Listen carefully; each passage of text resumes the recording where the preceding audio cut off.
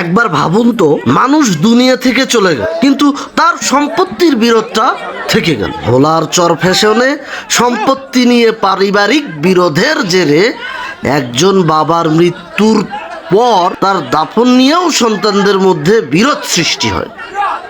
এমনকি 2 বার কবর খোঁড়ার পরেও দীর্ঘ সময় দাফন আটকে ছিল। পরে স্থানীয়দের ও পুলিশের হস্তক্ষেপে দাফনটি সম্পন্ন হয়।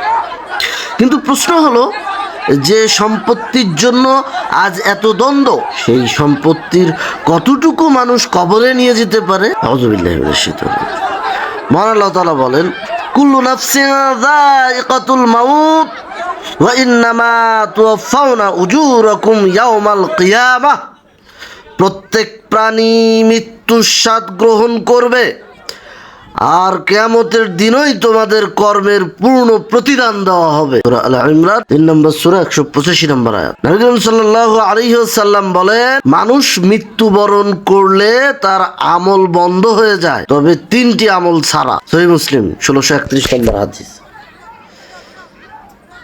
ভাই, সম্পত্তি নিয়ে ন্যায়সঙ্গত অধিকার চাইবেন অবশ্যই, কিন্তু সেই অধিকার আদায়ের নামে বাবার মৃত্যুর পর তার দাফন নিয়েই যদি বিবাদে জড়িয়ে পড়ি, তাহলে একবার নিজের আখিরাতের কথা আমরা ভাবি তো।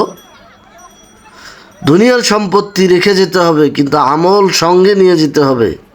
মহান আল্লাহ তাআলা আমাদের দুনিয়ার মোহ থেকে হেফাজত করুন এবং মৃত্যুর আগে নিজেদের সংশোধন করার তৌফিক দান করুন। আমিন। হে আল্লাহ, আপনি আমাদের কবুল করুন।